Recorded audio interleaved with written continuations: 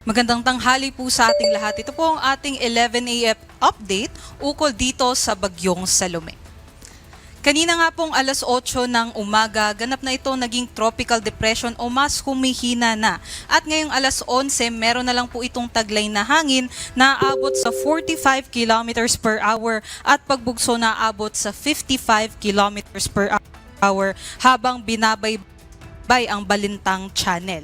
Meron pa rin po itong taglay na hangin nga po na 45 kilometers per hour. So medyo kalakasan pa rin po yung hangin natin. Kaya kahit tropical depression na lamang ito ay mag-ingat pa rin po yung ating mga kababayan.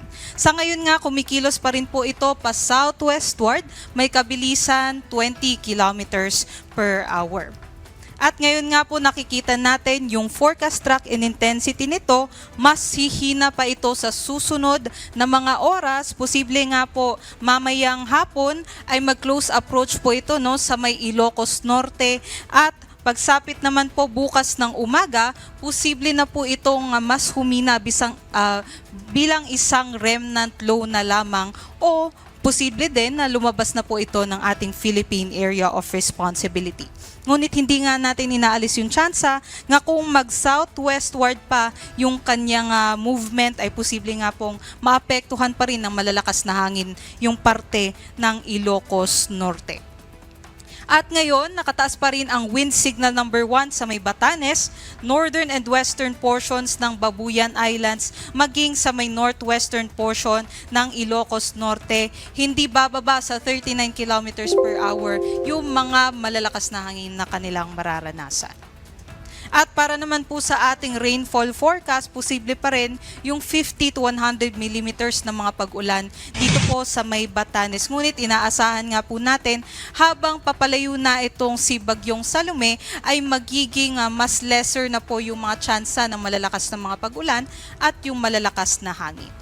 Ngunit hindi lamang itong si Bagyong Salome yung ating binabantayan. Meron din po tayong northeasterly wind flow na maaari pong magdala ng malalakas strong to gale force gust o mga bugso ng hangin ngayong araw sa may Cagayan, kabilang na din po sa may Babuyan Islands, Ilocos Norte at Ilocos Sur. At magpapatuloy po ito sa susunod na 2 araw. Posible nga po bukas ito pong mga pagbugso ng hangin dahil sa amihan ng hangin ay mararamdaman pa rin sa may Batanes, Cagayan at sa may Ilocos Norte.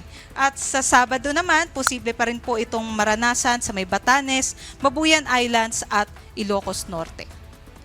At nakataas pa rin po yung ating gale warning dahil nga po matataas po yung ating mga pag-alon. Posible po hanggang 7 meters yung mga pag-alon na mararanasan malapit po sa ating mga dalampasigan, which is delikado po yan sa ating mga mandaragat na kahit anong klase po na sea vessels ay bawal po maglayag ngayong araw. At sa susunod pa rin po na mga araw dahil naman po yan sa northeasterly wind flow.